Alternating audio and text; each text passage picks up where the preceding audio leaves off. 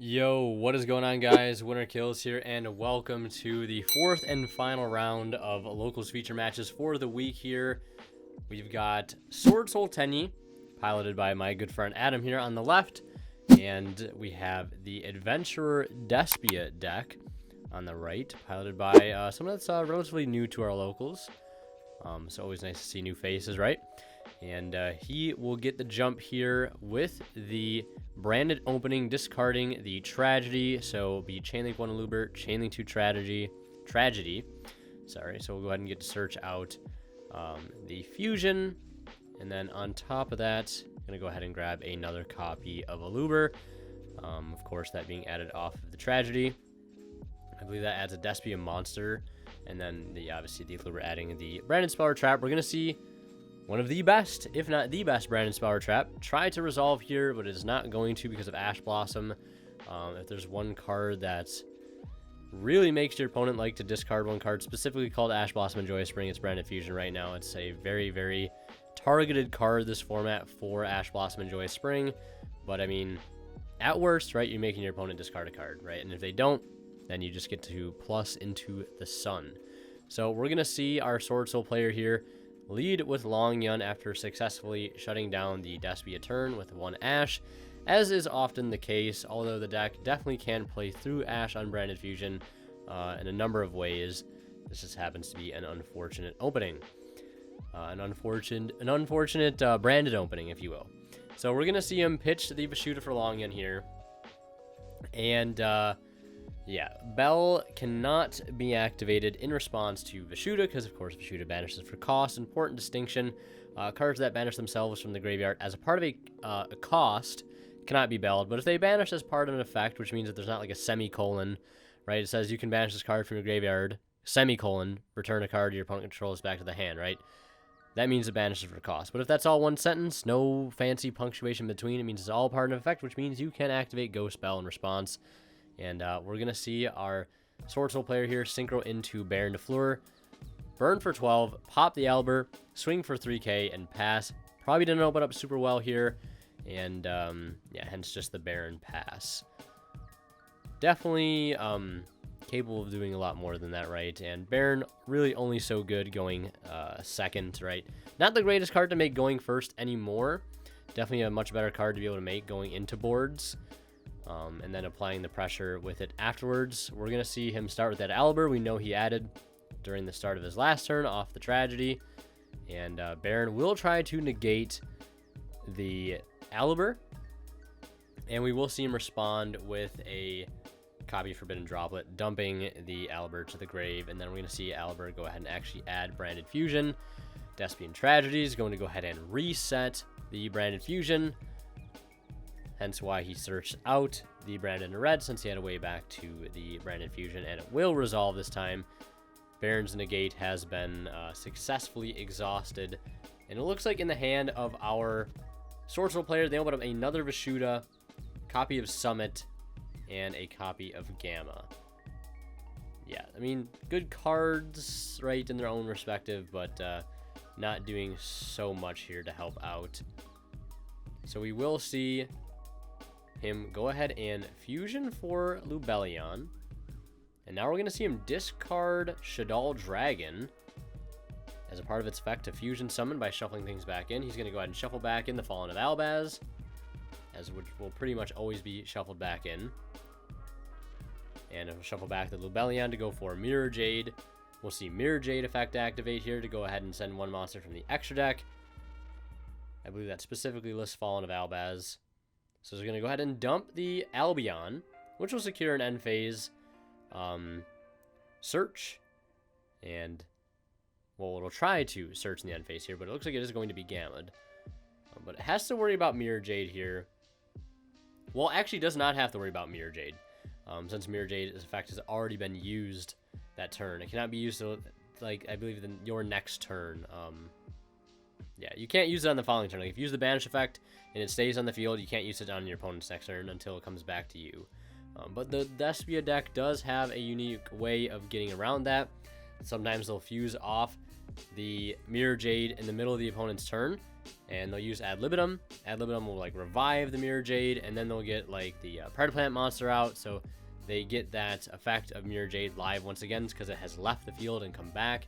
So, you know, game state doesn't remember that, you know, it's a completely different card at that point. It's not the same one that activates its effect, you know, when it was on the field prior, right? It left the field, came back.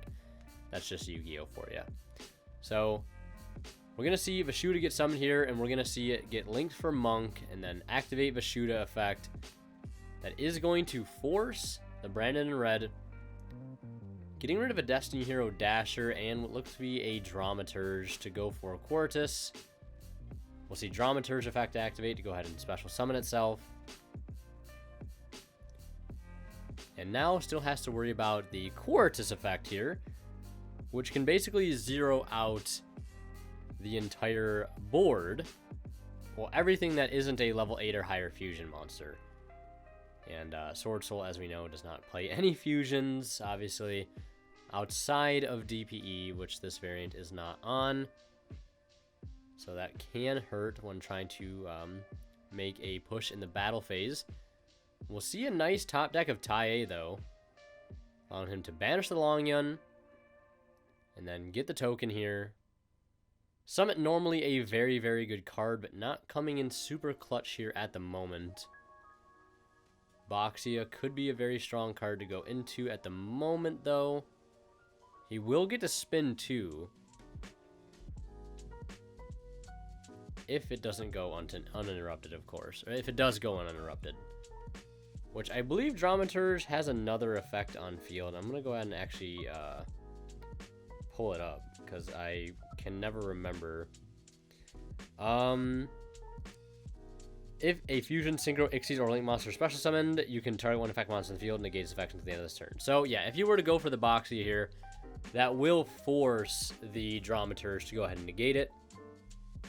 Obviously, since the synchro has been summoned. And yeah, it does target too. So chain blocking here with the Tai, unfortunately, isn't going to get around it. And Tai being chain link 2, Dramaturge, or Boxia being chain link 1 here, I'm assuming. If this Boxia were to resolve, though, this actually would probably be game on board. Just because the Tai would dump a Moyi, Boxia would spin 2, and then you use Boxia effect on field. Yeah, and you cannot bell the Tai there, unfortunately, either. But, yeah. If this Boxia were to resolve, you put back both the fusions, you dump Moyi, Boxia effect on field, get rid of the Monk, or you get rid of the Boxia itself, bring back the Moyi, reveal the Summit that's in hand, go for Chijiao, draw, search, and then you have Summit live too, which is just huge. So we will see the Tai still successfully resolved, dumping the Ashina. Ashina effect will activate to go ahead and end summon out in Adara. Is currently worm locked, so cannot go into any Helka Fibrax plays, but we will see him go ahead and Synchro 9. So for Chao Feng, or going for Link 2 here in that of the Shaman. I was going to say, could have possibly gone for Chao Feng there. Chao Feng could crash into Mirror Jade. Effect to search Ecclesia, spec Ecclesia, get Moyi. That's a totally feasible route as well. Another cool thing you can do with Chao Feng too, anytime it destroys something by battle, it can summon a worm monster from the deck with the same attribute as the monster it destroyed. So we'll see that Adara, though, come in clutch here, adding back the Longyun. Yeah, so, I mean, both of these routes here work, either going for the Shaman play or going for the Chao Feng play. Although I feel like the Chao Feng play probably would have gotten a little bit more value, to be totally honest, because the Adara would still net you back that Longyun. You get Ecclesia. Oh, no, he was Wormlock, so that wasn't an option. My bad, yeah. If he wasn't Wormlocked, it would have been an option. So, Shaman proving to be just a little bit better here. Yeah, unless he hadn't normal... Or no, he normal summoned Tai, I was going to say. Unless there was some way he had normal summoned Tai, but... Yeah, this is going to be the best route here. But... Quartus is still on field here.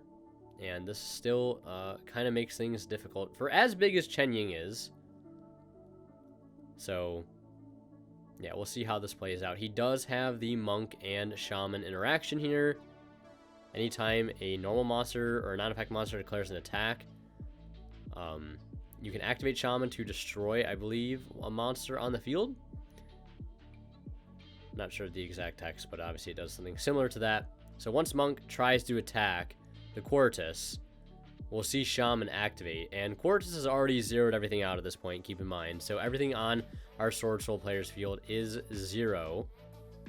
Except for the Chen Ying, I want to say, or maybe that is zeroed out too, even though I don't think it like regains the attack of everything. I think it just goes right down to 0. And he will, and since I believe the monster count has changed, he does not have to redeclare. So, yeah. Looks like also here, end phase Mirror Jade effect will activate to destroy the field, at least to destroy all monsters his opponent controls, and then Chen Ying will save himself. And this is the one nice thing about Chen Ying against this deck, is that you can trigger the Mirror Jade, get it off the field, and then make Chen Ying later, and then when it goes to blow up, Chen Ying protects himself, triggering his own effect to banish their follow-up, which is really strong. But that bell, now trying to be used here for the 3rd time, will actually be able to resolve, since Chen Ying is trying to banish a monster from the grave as part of an effect. So Chen Ying putting in some work here, but ultimately not able to get the job done entirely. If only that Chao Feng play would have worked, that'd been really saucy, like 100%. That would have been a nice play, but unfortunately the Worm Lock doing him in there. Yeah, so we're going to see him activate Fateful, effect to add a monster. He'll add the Enchantress, discard Enchantress here. Now you don't want to Enchantress right away, obviously, because that will trigger the Chen Ying, which would be a bit of a throw. So we'll see him activate the effect in main phase of Quartus to zero out everything that isn't a level 8 or higher fusion. So unfortunately, Dramaturge cannot swing in for a game, but he will out the Chen Ying, and then main phase 2 is free to banish the Enchantress to go ahead and add Right. And at this point, I don't think Griffin Rider's been exhausted. But it looks like, yeah, not much else to see there for our Swordsoul player. He's just going to go ahead and scoop it up, and we are going to go into a game 2. I'd also like to take this time to remind you guys you can support the channel by shopping on Imperium Duelist by using my discount code WinnerKills10 off at checkout to save 10% off your entire order and support the channel in the process. And don't forget to check out the affiliate links I have to TCG Player and the Coldest Water at the links below. So here in game 2, we will see our Swordsoul player lead with a copy of Ecclesia. Normal summoning Ecclesia always feels bad, but, you know, I mean, at the end of the day, it's just another copy of Moe. So, not terrible. Definitely could be better. We'll see the Moe reveal, I believe, an Adara, and then we're going to see Long Yun pitch the Adara. And then we're going to see him go for the Qixing here. So, setting up the draw 2 play. I really like this play against certain decks that I know typically don't run Nibiru, because this play is very greedy. Does play into Nibiru quite a bit, but post side, this play is very, very strong, because it allows you to draw 2 cards, one off the Moe, one off the Qixing, and then you get your Surge off of the Qixao, of course. But drawing into a rivalry, especially against a deck like Brave or Adventurer, Despia, right? Rivalry puts in a ton of work, or Anti-Spell Fragrance against the Brave Engine period, right? Puts in a lot of work, and just getting a chance there to draw is really, really clutch. I guess you could argue you could Qixao Chainlink 3, and then Moe Chainlink 2, Qixing Chainlink 1, search, deck then a little bit before you draw to give yourself the best chance possible at seeing a side deck card. That's, I guess, if you're super worried about Ash, maybe don't do that, but if you're not, I guess then go off King. But we'll see him end on 2 set, one of which we know I think is a search Blackout. And then we're going to go ahead and see our Adventurer Despia player here lead with a Pot of Prosperity. So half damage is on the board. And we'll see him only go 4-3 here, so kind of resolving like a little duality here. I'm going to see him reveal Imperm, Token Collector, and Ash. Pretty good off the top. Token Collector a little late to the party, Ash a little late to the party, but Imperm definitely going to be able to put in work here at trading with the Qixing. Otherwise would pose a huge problem against the Despia deck. Banishing their fusions on summon, getting rid of their fusion spells. They start with the Adventurer engine. I mean, Qixing basically handles the Adventurer engine on its own. Activate right, sure, get the token. And Fateful, banish the token. Fateful effect, banish Fateful, right? It just does such a great job at completely outing the Brave engine by itself. But Imperm will be very clutch here, especially right off the top from that Prosperity. We will see him chain the Qixing to go ahead and banish the Imperm. Of course, Imperm will still resolve, so it is still negated after the fact, but he will, might as well like try to get that extra 1200 burn in. And then we're going to see a Shaddoll Fusion, which is being activated in the extra deck column, it looks like, which is just obviously a mistake, but kind of funny. So we're going to see him resolve Shaddoll Fusion here, dumping, I think it was a Dragon and a Fairy Tale Snow. Dragon going to kind of put in some work here. If it outs the Blackout, that's kind of huge, but it does miss, so we'll hit a Droplet here. So the Shaddoll Fusion's coming in kind of nice here. So getting access to Construct, which does out pretty much everything on the board right now, just because of its effect and damage step. We'll see a copy of Fateful Adventure, and yeah, so this is where you can see, had he not found that Imperm, this would be a really tough spot here for our Brave Despia player. But it looks like he will resolve the right. Obviously no Fateful to get, and we're going to see Blackout activate now. Before he gets any further into this Adventurer engine, we're going to see Blackout get rid of Qixing and get rid of Fateful and Construct, leaving him with just the token. Chixiao has yet to use its negate, so that is still an interruption. And I believe only 2 cards left in hand for our branded Adventurer player. Fairy Tale Snow is online. Probably just barely here. 1, 2, 3, 4, 5. Yeah, just barely. He'd have to get rid of everything, though, in his grave. And then I think, like, 1 or 2 cards in hand. And it looks like the Construct effect to add back Shaddoll Fusion was not activated. I don't know if that's a misplay or if that was intentional. I don't know how many Shaddoll targets he is playing in the deck, so maybe that's just a one-and-done type thing. So we'll see what the play is going to be from here. Now, the Chixiao does have access to banish the Blackout, which is always good. Getting that token on field as follow-up, an extra body for your opponent to have to worry about getting rid of. Adds a little bit of a pressure there, just because it makes all the tennies live. We're going to see Branded Fusion. Pretty good follow-up here. That is going to resolve. And we'll see him go ahead and dump the Despian Tragedy and a copy of Fallen Albaz. Of course, always got to be Albaz. And now we're going to see him probably go for the Lubellion. And then Lubellion effect, discarding Enchantress. And then also Tragedy. And it looks like, yeah, so Chainlink 1, Lubellion, Chainlink 2, Tragedy, Chainlink 3, Chixiao, targeting Lubellion to attempt to stop it from fusion summoning. And then we're going to see Chainlink 4, Fairy Tale Snow, that's going to banish the Lubellion, get it off the field, essentially dodging Chixiao's negate.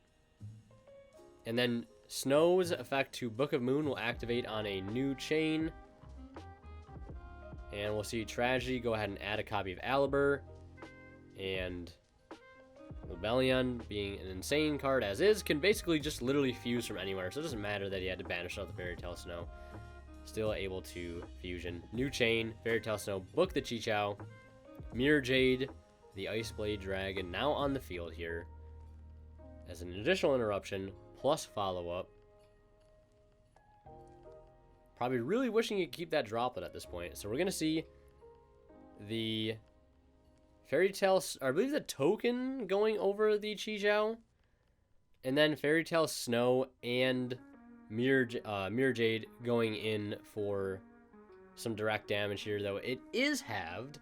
So 4850, and then half of that, because of the Pot of Prosperity that was played way at the beginning of this turn. I think if my math checks out, that should put him down to 6425. So, yeah. Enchantress Engrave as well. That can go ahead and activate now to go ahead and search. Grab a copy of Right. I don't know if he's on the 2 Fateful here. Although if he is, could be very strong. Not able to do anything else there that turn, so just going to go ahead and pass. And I see a copy of Summit in hand here for our Swordsoul player. Leading, though, with the Long Yun and the Vishuda. I think I was going over this earlier with my friend who was playing here on the left. I think he could have led with the Summit. I think that would have been maybe a little bit better of a play, because you're immediately able to contest the Mirror Jade. And Fairy Tale Snow obviously can't do anything about it already being on the field. And you get to keep this Long Yun token here, because if he does try to banish the token, you just chain Chixiao and trade with the Mirror Jade, and he doesn't get the Lebellion, or the Albion Engrave, rather. So using Summit now, I mean, honestly, I don't think it makes too big a difference, just because Chixiao, now being brought back, can use its effect to banish the Blackout to negate Mirror Jade, just so he can banish the Blackout, summon the token off of Blackout, and then Otter effect is going to go ahead and add back, I think it was a Moyi. So, arguably getting to the same spots he would have otherwise, but I guess having to burn an extra resource here anyways. Just kind of done out of order. Maybe not necessarily. I honestly don't think it makes a huge difference in the outcome here, but I feel like it would have been maybe more optimal to lead with a Summit. So we'll see him get into Baron here. Obviously going into a board Baron. Great card to have here. And he'll burn 12, putting his opponent down to 4,400. No Wormlock yet. And then we're going to see him E-Telly out Ogre here. Synchro 7 into Yazi. Yazi effect is going to activate here after he draws off the Moyi. And it will go ahead and target Yazi and Mirror Jade. Mirror Jade effect will trigger in the grave to Raigeki during the end phase here. And this is where a card that I've been testing out recently, I think after I saw a top 8 list, playing Borreload Savage Dragon in Swordsoul, really like that card. Could have potentially came up there, but I actually don't think there was any links engraved, but Boxy will get the job done. Regardless, the Boral Savage there probably would have been overkill.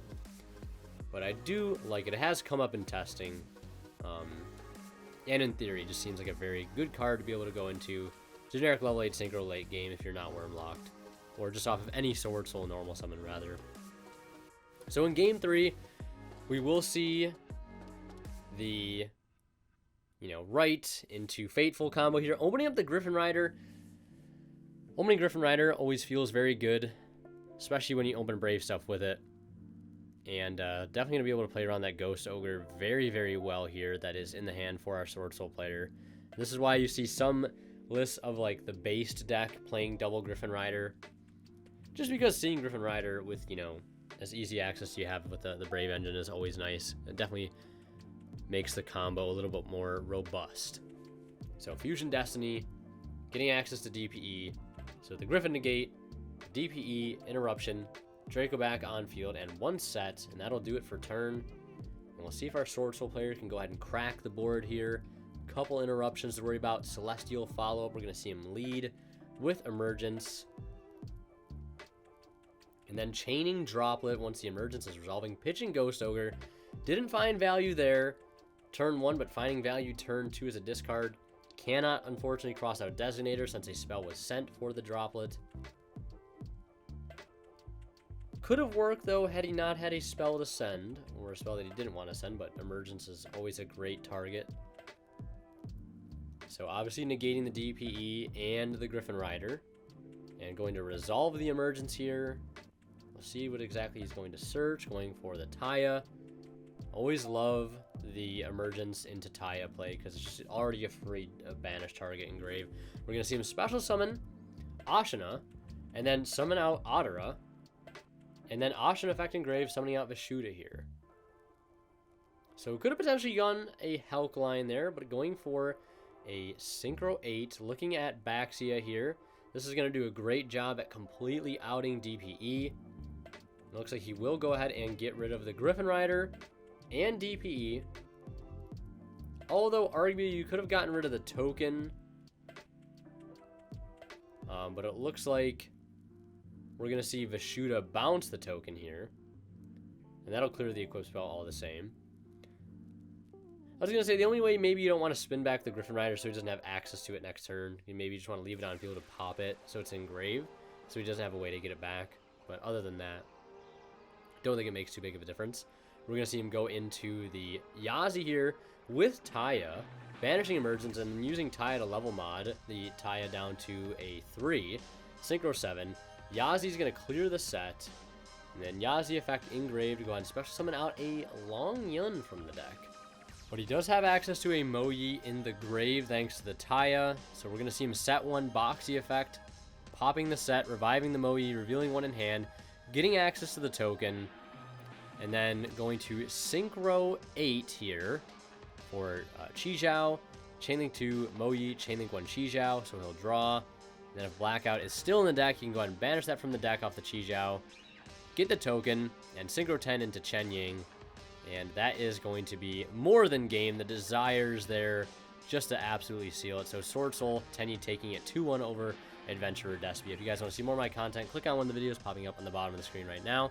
And last but not least, a huge shout out goes to our Divine Level channel members who are Tweeter0226, Pony Stark, Cadillacs84, Keith Sidgers, Justin Lamb, Master of Isa, and HZH Cyber. Thank you guys so much for your extremely kind and generous support of the channel.